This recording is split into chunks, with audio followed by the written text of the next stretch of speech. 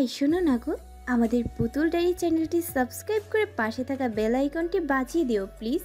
আর গল্পটি ভালো লাগলে অবশ্যই লাইক কমেন্ট করে শেয়ার করে দিও। ধন্যবাদ।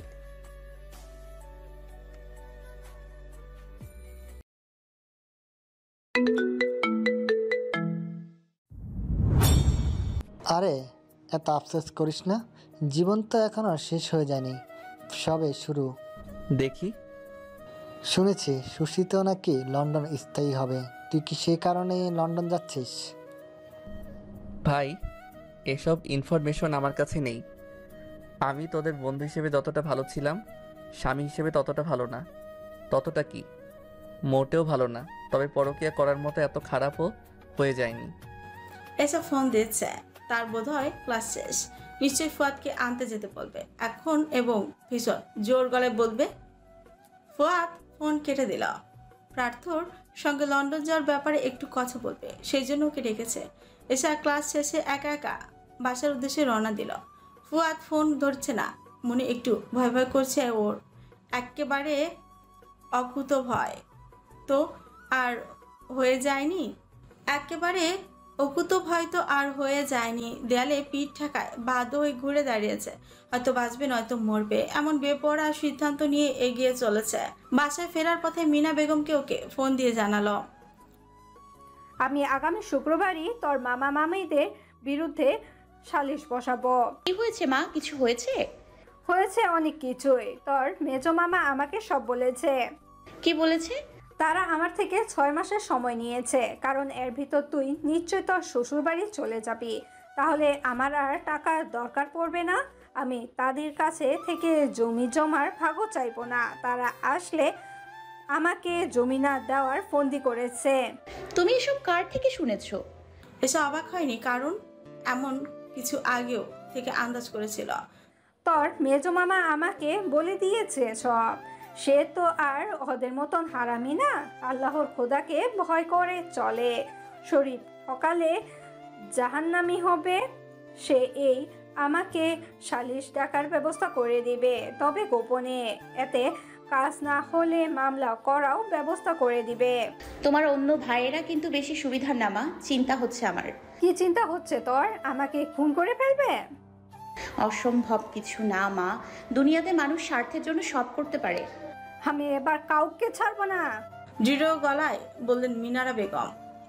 এসব তাকে নিষেধ করলো না। মানুষের সারা জীবন পর তার অধিকার আদায়ের জন্য লড়াই করতে চাচ্ছেন, তাকে নিরুৎসাহিত করা কি ঠিক হবে?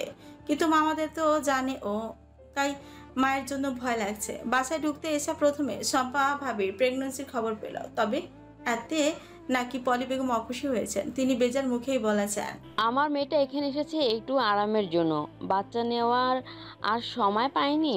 মারফা তুমিও একটা নিয়ে ফেলো, সবাই পেট হওয়াইয়া বসে থাকো। এই কথায় রাহাত নিজ কানে শুনেছে। সে ভীষণ দুঃখ পেয়েছে। জীবনে প্রথমবার ও আজও মতো বাবা হওয়ার খবর পেয়েছে। এটা যে কতটা আনন্দের খবর আজকের আগে ওর জানা ছিল না। মা তো সব ব্যাপারেই যা ইচ্ছে তাই, সেই জন্য ওর জীবনের এত বড় একটা আনন্দের ব্যাপারে এভাবে তুচ্ছ করতে পারলো। এশার ক্লাসে যাওয়া নিয়ে বাসায় কি হয়েছে তো এখনো জানতে পারেনি ও।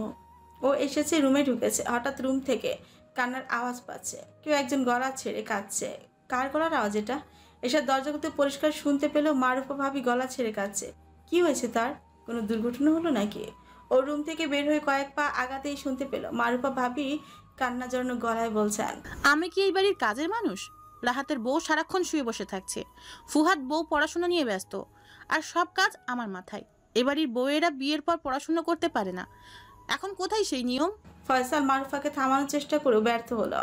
অথচ এই মারুফা এর আগে কখনো তার মুখের উপর কথা বলার সাহস করেনি, আর কথার অবাধ্য হয়নি। পলি বেগমকে জমের মতো ভয় পেয়েছে এই প্রথম। বাড়ির কাউকে পরোয়া না করে সে চিৎকার চেঁচামেচি করে যাচ্ছে। হিংসা মানুষকে কতটা বেপরোয়া করে দেয়, ফয়সাল এই মুহূর্তে সেটা নিজের চোখে দেখছে। শম্পা আর এশা যেভাবে চলছে তাতে তো হিংসা হওয়া স্বাভাবিক। পলি বেগম স্তব্ধ হয়ে বসে আছেন। তিনি মারুফার চিৎকার শুনছেন না, তিনি শুনছেন অন্য কিছু। তার সংসার, তার রাজত্ব, তার আধিপত্য সবকিছু ভেঙে যাওয়ার বিকট আওয়াজ শুনতে পাচ্ছেন তিনি। তবে তা কি এতই সহজ? বাড়ির এই ভয়াবহ অস্থিরতার মধ্যে ফুয়াদ ঢুকল। মারুফার কান্না তখন থেমেছে। পলি বেগম তার নীরবতা ভেঙে সর্বপ্রথম ফুয়াদকে ডাকল। এই ছেলে এদিকে আয়। মায়ের এই ডাক খুব অপরিচিত মনে হলো। ফুয়াদ এগিয়ে গিয়ে জিজ্ঞেস করল, কিছু বলবে? না বললে তোকে ডেকেছি কেন? ফুয়াদ কথা না বাড়িয়ে বসল। কি চাস তুই আমাকে পরিষ্কার করে বল। কি চাইবো? সেটা আমি তোকে প্রশ্ন করেছি, তুই উত্তর দে। কি হয়েছে মা, এভাবে কথা বলছো কেন? আজ আর চালাকি করার চেষ্টা করিস না। তুই কিছু না বললে আমি বলছি। ঠিক আছে বলো। তুই এই সংসারে অশান্তি চেয়েছিলি, তো সেই পরিকল্পনা সফল হয়েছে। তোকে আমি আমার সব সহায় সম্পত্তি থেকে বঞ্চিত করলাম। তুই আর আমার অফিসে যাবে না। 2 ঘন্টার মধ্যে এই বাড়ি থেকে বের হ বউ নিয়ে। মা, তোকে আরেকটি অপশন দেই, হয় তোর বউ আর তুই সম্পূর্ণ আমার ইচ্ছা মতো চলবি, তোর বউয়ের বই খাতা সব এই মুহূর্তে পুড়িয়ে দিবি, নয়তো আমি যা বলেছি তা। কোনটা চাস? ফুয়াদ পলি বেগমের প্রশ্নের উত্তর না দিয়ে নতমুখে বসে রইল। তার চেহারা গম্ভীর শান্ত। এই সংসারে কেমন এলোমেলো বাতাস বইছে, তীব্র অস্থিরতা বিরাজ করছে। মারুফা উচ্চস্বরে কান্নাকাটি। সংসারের কোনো কাজ না করে সম্পার শুয়ে থাকা, তাদের গা ছাড়া উদাসীনতা ভাব যেন পলি বেগমকে কর্তৃত্ব অস্বীকার করার ইঙ্গিত দেয়। আর এসা তো চূড়ান্ত দুঃসাহস দেখাচ্ছে। সব মিলিয়ে পলি বেগমের মস্তিষ্ক এই মুহূর্তে ফুটন্ত গরম পানির মতো টকবক করছে। তার উপর ফুয়াদের এই নীরবতা তার কাছে ভয়াবহ, অসহনীয়, অসহ্য ঠেকছে। তিনি সমস্ত শক্তি দিয়ে চিৎকার করে চেঁচিয়ে উঠলেন, কথা বলছিস না কেন? কি চাস তুই? আমার টাকা পয়সা ছাড়া না আছে তোর বাপের এক পা চলার মুরুদ, না তোদের। আমার বাড়ি গাড়ি ব্যবসা সম্পত্তি দিয়ে চলিস তোরা, এরপরও আমার মতের বিরুদ্ধে কাজ করা দুঃসাহস করিস কিভাবে? আমি কি চাই? আমি তো চেয়েছি চাকরি করতে, দেশের বাইরে যেতে, সুস্মিতাকে বিয়ে করতে। তোর কাছে আমি এসব শুনতে চেয়েছি? তুমি যা শুনতে চাও শুধু তাই বলতে হবে? আমার বাপের তোমাকে ছাড়া 1 পা চলার মুরদ নেই, আমাদেরও নেই। কিন্তু বাপের রেখে যাওয়া এই অর্থবিত্ত ছাড়া তোমার কি মুরদ আছে? মেয়ে হয়ে সামান্য শ্বশুরবাড়িতে যাওয়ার মুরদও তো তোমার ছিল না। তুমি এমন স্বভাবের মেয়ে ছিলে যার জন্য ঘর জামাই রাখতে হয়েছে। তুমি ছা পোষা একজন ঘর জামাই পেলে, আর আমার বাপ পেল অর্থবিত্ত, শোধবোধ, কাটাকাটি। এর জন্য আবার খোটা দাও কেন? পলি বেগম রাগে কাঁপছে। তার ছেলে তাকে এসব কি বলছে? এই কেমন সাহস, ধৃষ্টতা, স্পর্ধা! সারা জীবনে কেউ তো তাকে এই কদর্য সত্যি বলা দুঃসাহস করেনি। আজ তার ছেলে, তার নিজের গর্ভের সন্তান, তাকে এসব বলছে। ক্রোধে হিতাহিত জ্ঞান শূন্য পলি বেগম ফুয়াদের গায়ে কষিয়ে চড় মেরে বসলেন। তুই এই মুহূর্তে বেরিয়ে যাবি আমার বাড়ি থেকে, আমি তোকে ত্যায্য পুত্র করে দিব আজই। পলি বেগমের শ্বাস আটকে আসছে। আক্রোশ চর খেয়েও ফুয়াদের অভিব্যক্তির পরিবর্তন হলো না। ও আগের মতো বলেই চলল, তুমি চট দিলে, চিৎকার চেঁচামেচি করলেই কি সত্যি মিথ্যা হয়ে যাবে? তুমি না ভালো মানুষ, না ভালো মা, না ভালো স্ত্রী, না ভালো শাশুড়ি। একজন স্বার্থপর, অহংকারী, পাষণ্ড, হৃদয়হীন, বিবেকহীন মহিলা তুমি। চূড়ান্ত রাগে, ক্রোধে, আক্রোশে পলি বেগম কথা বলতে পারছে না। তার মাথা চক্কর দিচ্ছে।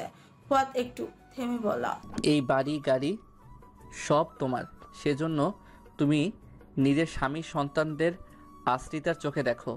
তারা তোমার মেজাজ মতো চলতে বাধ্য। আর ছেলের বউয়েরা তো তোমার কাছে কৃতদাসী। তাদের নিজের পছন্দ মতো চলার অধিকার নেই, খাওয়ার অধিকার নেই। আর পড়াশোনা তো তাদের জন্য পাপ। তুমি ছেলে বিয়ে করিয়ে বউ আনো না, দাসী আনো। পলি বেগম কাচের একটা ফুলদানি মেঝেতে ছুঁড়ে মেরে কাপা কাপা গলায় শফিক আহমেদকে বলা, ওকে এখান থেকে যেতে বলো, নয়তো আমি ওকে খুন করে ফেলবো। বাসার সকলে ততক্ষণে এখানে উপস্থিত হয়েছে। শুধু এসা বাদে ও নিজের রুমেই কাছে দাঁড়িয়ে দেখছে। এই মা ছেলের হুড়াহুড়ির মধ্যে পলি বেগম আবার ওর মাথায় কাচের ফুলদানি ছুঁড়ে মারতে পারে, সেজন্য দূরে দাঁড়িয়ে দেখছে। শফিক আহমেদ রাগে কর্কশ গলায় বলল, ফুয়াদ, রুমে যাও, আর একটা কথা বলবে না তুমি। ফুয়াদ কারো নিষেধ মানল না। পলি বেগমের দিকে তাকিয়ে বলল, তুমি কথায় কথায় আমাদের বাড়ি ছেড়ে চলে যাওয়ার হুমকি দাও। ব্যবসা থেকে বের করে দেওয়ার হুমকি দাও।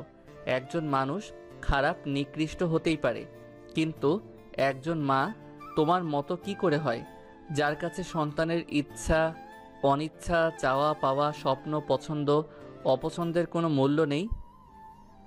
আমাদের তো তুমি সন্তানের চোখে দেখো না, আমরা তো হলাম ঘর জামাইয়ের বাচ্চা। তোমরা কেউ ওকে থামাবে? আমি কিন্তু ওকে আজ শেষ করে দিব। ওকে আমি ত্যায্য পুত্র করে দিব। ফয়সাল এগিয়ে এসে ফুয়াদের হাত চেপে ধরে বলল, যা এখান থেকে। ফুয়াদ এক ছটকা নিজের হাত ছাড়িয়ে নিল। শফিক আহমেদ ফুয়াদকে ধাক্কা দিয়ে বলল, যেতে বলছি তোমাকে। ফুয়াদ বিদ্রুপের চোখে তাকালো শফিক আহমেদের দিকে। তোমার কথা আমি কেন শুনবো? কে তুমি বলো, কে? একজন মেরুদণ্ডহীন ঘর জামাই, নিজের সন্তানদের জন্য মাথা গোজার মতো একটা স্থান করতে পারোনি সারা জীবনে। তোমাকে জেলে দেওয়া উচিত, সন্তান জন্ম দিয়ে কোনো দায়িত্ব পালন না করার অপরাধে। শফিক আহমেদ আর কিছু বললেন না। তার লজ্জা লাগছে, অস্বস্তি হচ্ছে। ফুয়াদ এবার আশেপাশে তাকিয়ে একটা ধারালো ছুরি খুঁজে বের করলো। ও কি করতে চাইছে ইনি? এসা আর এবার ছুটে এসে ওকে ধরলো। ক্ষিপ্ত ফুয়াদ এসাকেও এক ঝটকায় সরিয়ে দিয়ে বলল, এসা তোমার এখানে কি কাজ? যাও, রুমে যাও। যাচ্ছ না কেন? এখনো দাঁড়িয়ে আছো? নিজের রুমে চলে আসে। ওখানে আর সে এক দণ্ড দাঁড়ালো না। বোধহয় ফুয়াদ ওর গলায় ছুরি চালাতো। ফুয়াদের এই উন্মাদনা কেউ থামাতে পারলো না। সে ছুরি হাতে পলি বেগমের দিকে এগিয়ে গেল। ছুরিটা তাকে দিয়ে পড়ল। শেষ করে দিবে আমাকে? খুন করবে? করো, শুধু আমাকে কেন? নিজের কর্তৃত্ব, রাগ, জেদ, অহংকার বজায় রাখতে তুমি একসাথে বাড়ির সবাইকে খুন করতে পারবে। শফিক আহমেদ সেদিকে তাকে করুণ মুখে বলল, বলি, সব ব্যাপারে ক্রোধ খাটানো চায় না। তুমি ছুরি রাখো। ওর গায়ে তুমি সামন আঘাত যদি করো, তোমার সাথে আমি কোনো সম্পর্ক রাখবো না। পলি বেগম ছুরিটা দূরে ছুঁড়ে মারলেন। সেটা গিয়ে পড়ল শম্পার পায়ের কাছে। এরপর তিনি ধীরে ধীরে সোফায় বসে চোখ বুঝলেন। কিছুক্ষণ পর চোখ খুলে ফয়সালের দিকে তাকিয়ে বললেন, ফুয়াদ আর ওর বউকে এই মুহূর্তে বাসা থেকে চলে যেতে বলো। আমি ওর মুখ দেখতে চাই না, কখনো কোনো দিনও না। বাসা থেকে চলে যাব? ব্যবসা থেকে বের হয়ে যাব? আমি তো আগেই যেতে চেয়েছি, তুমি আমাকে চাকরি করতে দিলে না, দেশের বাইরে যেতে দিলে না, আমার সব স্বপ্ন ভেঙে দিয়েছো। তখন কেন যেতে দাওনি? ওকে এখান থেকে যেতে বলো ফয়সাল। চলে তো যাবই, সব কিছু তছনছ করে দিয়ে যাব। এরপর আর ওকে কেউ থামাতে পারল না। বাড়ির প্রতিটি কাজের জিনিসপত্র ভেঙে চুড়ে চূর্ণ বিচূর্ণ করে ফেলল। পলি বেগম বাকরুদ্ধ হয়ে সোফায় বসে আছে। তার নিজের ছেলে আজ সকলের সামনে তার মুখ ছোট করে দিয়েছে, তাকে অপমানে জর্জরিত করেছে, তাকে আজ অসহায় দুর্বল প্রমাণ করেছে। কি করবেন তিনি? কিভাবে নিজের রাগ, জেদ, অহংকার বজায় রাখবেন? ছেলের শরীরে ছুরি চালাবে? ফুয়াদের ভাষ্যমতে তিনি পাষণ্ড হৃদয়হীন মহিলা, খারাপ নিকৃষ্ট মা, বাড়ির সবাইকে নাকি একসাথে খুন করতে পারবে। তাহলে ওর গায়ে ছুরি দিয়ে আঘাত করতে পারলো না কেন? বাসার সকলে তীব্র হতভম্ব হয়ে দাঁড়িয়ে রইল। কারো মুখে কোনো কথা নেই। এই পরিস্থিতিতে বলার মতো উপযুক্ত কিছু খুঁজে পেল না কেউ। এই বাড়িতে কখনো এমন দৃশ্য দেখবে বলে কেউ কখনো কল্পনাও করেনি। ফুয়াদের কাণ্ডে স্তব্ধ এসা রুমে চুপচাপ বসে আছে।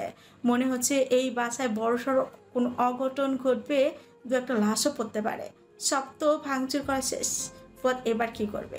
এই মানুষটা তো ওকে সবসময় পলি বেগমের তোপের মুখ দিয়ে ফেলত, নিজে গা বাঁচিয়ে চলার চেষ্টা করত। আজকে সে খোলস ছেড়ে বেরিয়ে আসলো কেন? ফুয়াদের ক্রোধ কমেছে। পুরো বাসায় ভাঙচুর করে সে শান্ত হয়েছে কিছুটা। এ পর্যায়ে মালা মুখ খুলল। আর কি বলতে চাস তুই? কর, থামলি কেন? ফুয়াদ কোনো প্রতিউত্তর না করে বাসার দরজার দিকে পা বাড়ায়। সবাই ভাবলো ও বাসা ছেড়ে চলে যাচ্ছে, কিন্তু এসা কি নিবে না? নিচতলার গ্যারেজ থেকে পলি বেগমের গাড়িটা বের করে ফুয়াদ সেটা বাড়ির আঙিনায় এনে দাঁড় করায়। অসহ্য ক্রোধে অস্থির পলি বেগম বললেন, ও আমার গাড়ি বের করেছে কেন? ও ওর বউকে নিয়ে যাচ্ছে না কেন? কি করতে চাইছে ও? কেউ বলো আমাকে। নাকি তোমাদের সবার ওর কাণ্ড ভালো লাগছে? মন তো হচ্ছে তোমাদের। বাড়ির আঙিনা থেকে ভাঙচুরের শব্দ আসছে। ফুয়াদ ভারী রড দিয়ে গাড়ির ভাঙছে। সবাই তাকিয়ে তাকিয়ে দেখলো। পলি বেগমও গাড়ি ভাঙচুর করতে করতে ফুয়াদ চিৎকার করে বলা, বাড়ি থেকে বের করে দিবে, ত্যায্য পুত্র করে দিবে, মেরে ফেলবে, আর কি করবে করো। আমি সব তছনছ করে দিয়ে এখান থেকে যাব। এই বাড়ি আঙ্গুনে পুড়িয়ে দিয়ে যাব। পলি বেগম কিছুক্ষণ দাঁড়িয়ে থেকে গাড়ি ভাঙচুরের দৃশ্য দেখলেন। এরপর তিনি নিজের রুমের দিকে পা বাড়ালেন। শফিক আহমেদ উৎকণ্ঠ নিয়ে জিজ্ঞেস করল, কোথায় যাচ্ছ? ও যা করছে ওকে করতে দাও, আর আগের মাথায় কোনো সিদ্ধান্ত নিও না। মনে রেখো, দিন শেষে ওর জন্য তোমার হৃদয়ে বেশি পড়বে, তুমি যতই কঠিন হৃদয়ের। শফিক আহমেদের কথা অগ্রাহ্য করে পলি বেগম রুমের দিকে যেতে উদ্যত হলেন। শফিক আহমেদ তার পথ রোধ করে দাঁড়িয়ে আবার জিজ্ঞেস করল, কি করতে চাচ্ছ তুমি? সরে দাঁড়াও, বাড়ির প্রতিটি মানুষের চেহারা আজ আমি দেখেছি। পলি বেগম তাকে ঠেলে সরিয়ে দিয়ে রুমে গিয়ে ফোন হাতে নিলেন। শফিক আহমেদকে আসতে দেখে সজোরে রুম আটকে দিলেন। কেউ বাসা থেকে বের হয়ে ফুয়াদকে থামানোর জন্য আঙিনার দিকে গেল না। এতক্ষণ ওকে থামানোর চেষ্টা করতে করতে সবাই যে ক্লান্ত। তীব্র সাহস সঞ্চয় করে জীবনের মায়া ত্যাগ করে এই বাড়িতে আসা এসাও এক মুহূর্তে নিজেকে আবার কেমন ভীতু আবিষ্কার করল। ফুয়াদের এই ভয়াবহ তাণ্ডবের জন্য কি বাড়ির সকলে ওকে দায়ী ভাবছে? ওর জন্য কি ফুয়াদ এমন প্রতিবাদ করেছে? কিছুক্ষণ ভাবলো এসা, ভেবে ওর মনে হলো এইসব বহু বছরের পুরনো রাগ, হয়তোবা জন্ম থেকে। এই ভাঙচুর, অশান্তি, অস্থিরতা পেছনে ওর কোনো দায় নেই। এসা রুম থেকে বের হয়ে ফুয়াদের কাছে গেল। বাড়ির সকলের থমথমে মুখের দিকে একবার তাকালো কেবল। ওকে দেখে ফুয়াদ ক্ষিপ্ত গলায় বলল, এই মেয়ে, কি সমস্যা তোমার? রুমে বসে থাকতে বলেছি না তোমাকে?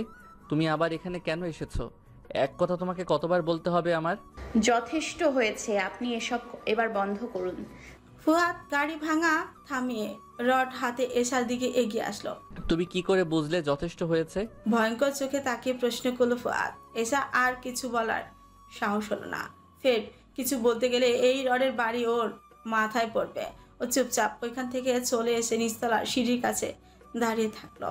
বিয়ের পর থেকে দেখে আসা ফুয়াদের সঙ্গে আজকের এই মানুষটার কোনো মিল খুঁজে পাচ্ছে না।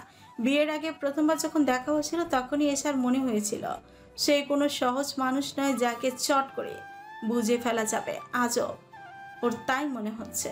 এতদিন তাহলে কোন উদ্দেশ্যে ফুয়াদ মুখ বুঝে বাড়ির অন্য সকলের মতো সবকিছু বিনা বাক্যে মেনে চলেছে?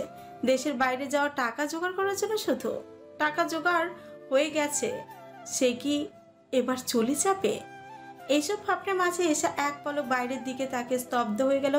ওর চোখ জুড়ে পৃথিবীর সমস্ত অবিশ্বাস। পুলিশ এসেছে। পলি বেগম পুলিশে খবর দিয়েছে। নিজের রাগ, অহংকার, দম্ভ বজায় রাখতে একজন মা নিজের ছেলেকে পুলিশে দেবে? পুলিশ দেখে শফিক আহমেদ ক্রোধে গলা ছেড়ে পলি বেগমকে ডাকলেন। কি করলে তুমি এটা? কিভাবে করতে পারলে? কি করেছি দেখতেই তো পাচ্ছ।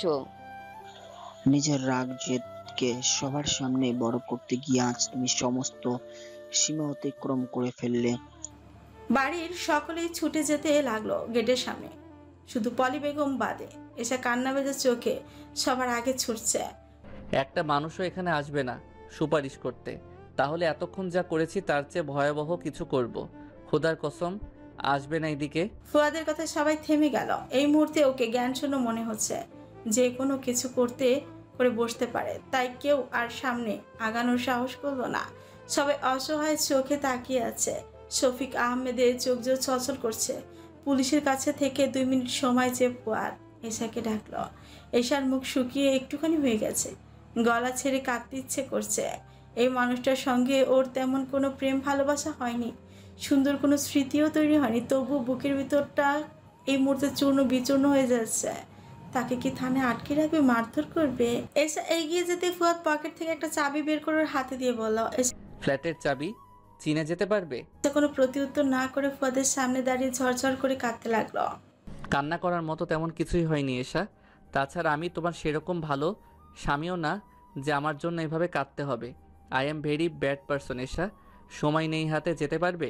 এক্ষুনি চলে যাও। এশার কান্না থামলো না। ফুয়াদ এবার বিরক্ত মুখে ওর মাথায় একটু হাত বুলিয়ে বলল, আরে কান্না থামাও, কথা বলছো না কেন? কান্না চাপিয়ে এসা কোনো রকম ঠোঁট নেড়ে বলল, পারবো যেতে। ভেরি গুড, আসি তাহলে। আশপাশ সব ভুলে এসা জড়িয়ে তুলো ফুয়াদকে। ফুয়াদ এই আলিঙ্গন থেকে তৎক্ষণাৎ নিজেকে ছাড়িয়ে নেওয়ার চেষ্টা না করে কিছুক্ষণ স্থির হয়ে দাঁড়িয়ে রইল। এই মুহূর্তে একটা উষ্ণ আলিঙ্গন ওর ভীষণ দরকার ছিল। পলি বেগম নিজের রুমে বসে আছেন। আজ যদি তিনি এই ধরনের উচ্ছৃঙ্খল কাজের জন্য ফুয়াদের প্রতি কঠোর হতে না পারত, তাহলে এই বাড়িতে আজকের পর থেকে আর কেউ তাকে পরোয়া করতো না। সবার চোখে মুখে দেখেছেন তিনি, তার এই দাপট ধুলোয় মিশে যেত। তার রাগ অহংকার কর্তৃত্ব কিছুই আর বজায় থাকতো না। সবাই যা খুশি তাই করার সাহস পেয়ে যেত। দরজায় পদাঘাতের শব্দ হলো। পলি বেগম উঠে দাঁড়ায়। দরজার ওপাশের মানুষটা লাথি দিয়ে দরজা ভেঙে ভেতরে ঢুকে যেতে চাচ্ছে। তিনি দরজা খুলে শফিক আহমেদকে দেখতে পেল। তাকে এক প্রকার ধাক্কা দিয়ে সরিয়ে ভেতরের রুমে প্রবেশ করলেন শফিক আহমেদ। রুমে ঢুকেই ড্রয়ার খুলে কিছু কাগজপত্র খুঁজে একটা ফাইল ঢুকালেন। কি করছো তুমি? কাগজপত্র দিয়ে কি করবে? বেশি বাড়াবাড়ি করতে যেও না। ফুয়াদকে কাল সকালে আমি গিয়ে নিয়ে আসবো। ওর নামে কোনো মামলা করা হয়নি। ও শুধু একটা দিন থানায় থাকবে। তোমার বাপের অর্থবিত্ত ব্যবসা, বাড়ি গাড়ি নিয়ে তুমি থাকো। তোমার মুখের দিকে তাকাতেও আমার ঘৃণা হয়।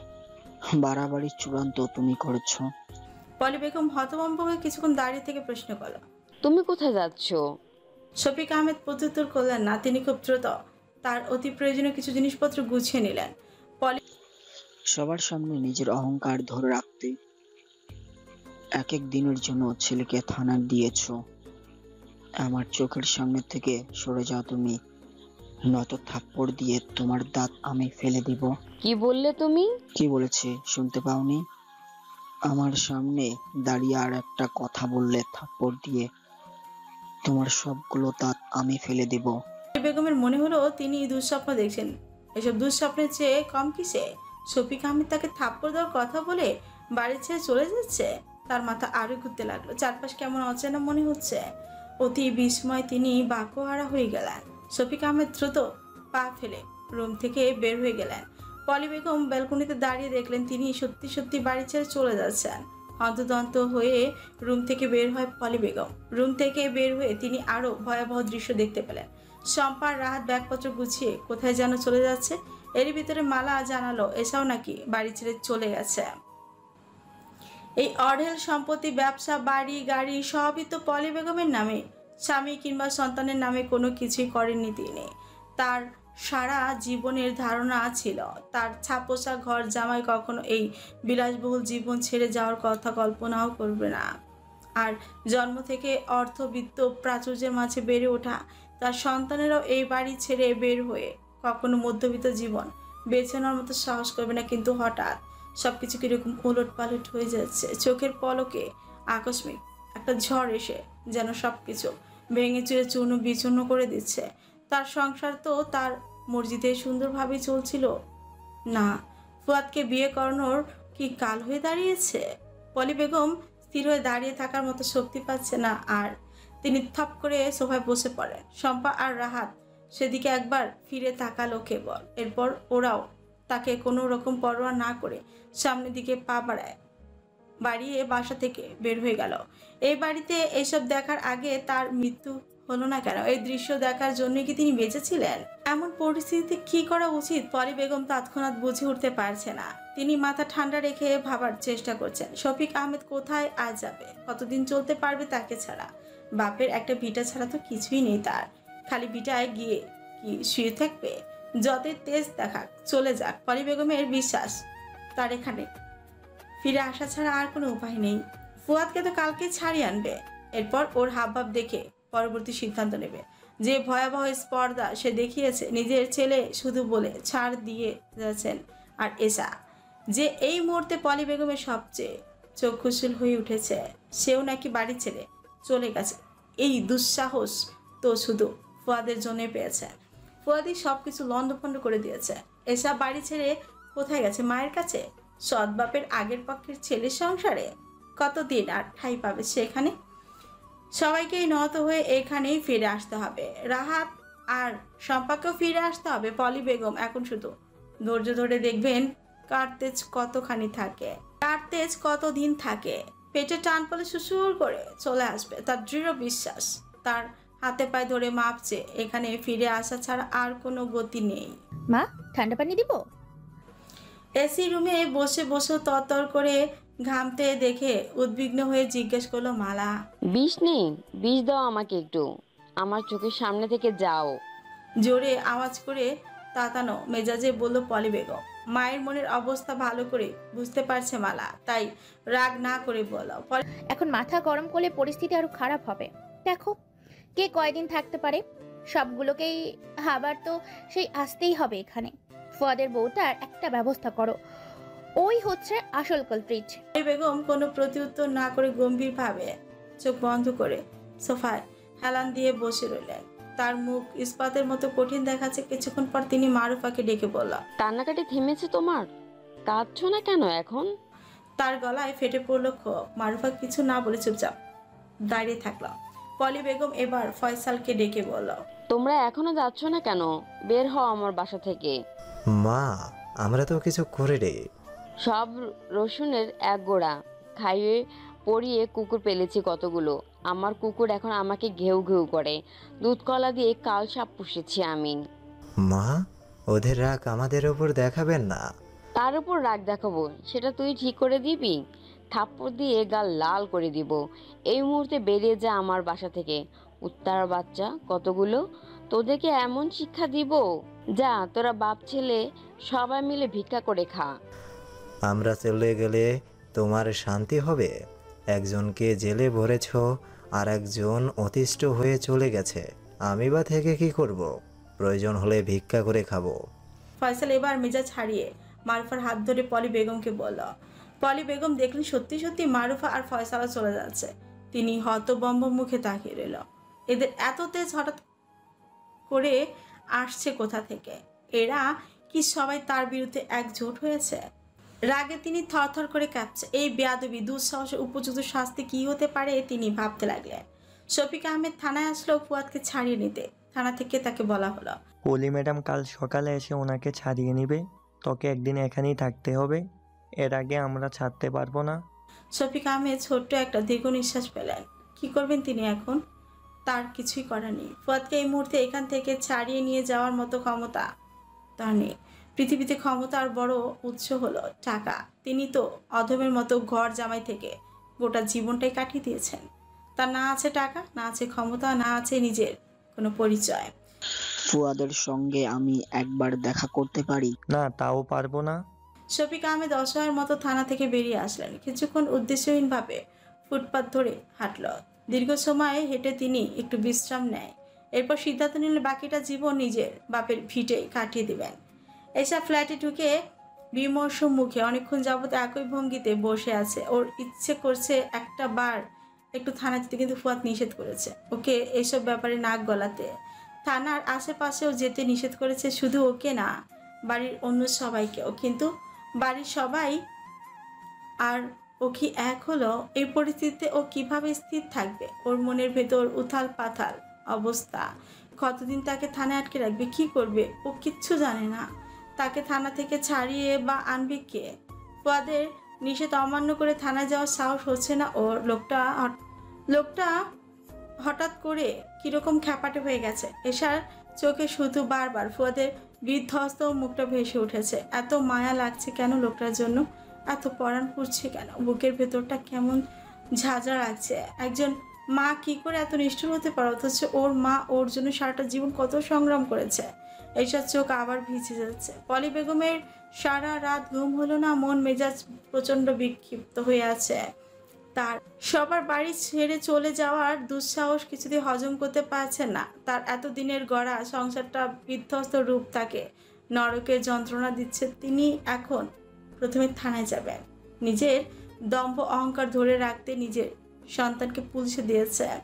ভেবেছিল এতে সবার টনক নড়বে, কিন্তু হলো তার বিপরীত। তাকে কেউই পরোয়া না করে বাড়ি ছেড়ে চলে গেছে। শফিক আহমেদ চলে যাওয়ায় তাকে সবচেয়ে বেশি হতবাক করেছে। বদমাস লোকটাকে তিনি দেখে নিবেন। পাকনা গজিয়েছে একজনের। তার গাড়িতে ফুয়াদ ভেঙে চুরমার করেছে। ইতর বেয়াদব পোলাপান পেটে ধরেছে। ইতরের পয়দা তো ইতরই হবে। ওদের বাপটাই তো এত বড় ইতর। রক্তের দোষ। একে কমসে কম 1 বছরের জেলে ভরে রাখা উচিত। শুধু নিজের সন্তান বলে পাচ্ছে না। পলি বেগম একটা রিক্সা ডেকে থানার উদ্দেশ্যে রওনা দিলেন। তিনি ফুয়াদকে থানা থেকে ছাড়িয়ে দিবেন, তারপর যেখানে খুশি যাক। তার বাড়িতে এত সহজে একটাকেও স্থান দিবেন না, অন্তত তার পায়ের কাছে লুটিয়ে পড়া। সপ্তাহখানেক ক্ষমা চাইতে হবে প্রত্যেকে, তার কাছে মাথা নোয়াতে হবে। পলি বেগমের মনে মনে ধারণা করেছিলেন ফুয়াদকে থানা থেকে ছাড়াতে গেলে রাগে ক্ষোভে সে আবার হয়তো কোনো হট্টগোল করে বসবে, কিন্তু না, ফুয়াদ একটি কথাও বলল না। তার চোখ মুখ কিরকম ভাবলেশীন দেখাচ্ছে। পুলিশে দেওয়ার মতন এরকম একটি ভয়াবহ ক্রু ব্যাপার নিয়ে পলি বেগমের সঙ্গে কোনো প্রতিক্রিয়া না করে থানা থেকে বেরিয়ে আসে। পলি বেগম ওর একটু পেছনে দ্রুত পায়ে হেঁটে ওর দিকে এগিয়ে আসছে। রাগে ক্রোধে তার ফর্সা মুখটা বোধহয় সামান্য লালচে দেখাচ্ছে। বাড়ির সকলে তাকে তোয়াক্কা না করে বেরিয়ে গেছে, আর ফুয়াদ তো সব চূর্ণ বিচূর্ণ লণ্ডভণ্ড করেছে। এখন থানা থেকে ছাড়ানোর পরও কেমন হাবভাব করে চলে যাচ্ছে। সবাই যেন তার বিরুদ্ধে জোট বেঁধেছে। হঠাৎ করে নিজেকে কেমন গুরুত্বহীন তুচ্ছ আবিষ্কার করছে পলি বেগম। এই ছেলে দাঁড়াও। ফুয়াদ দাঁড়ালো, দাঁড়িয়ে প্যান্টের পকেট থেকে সিগারেট আর লাইটার বের করে। কিছু বলবে?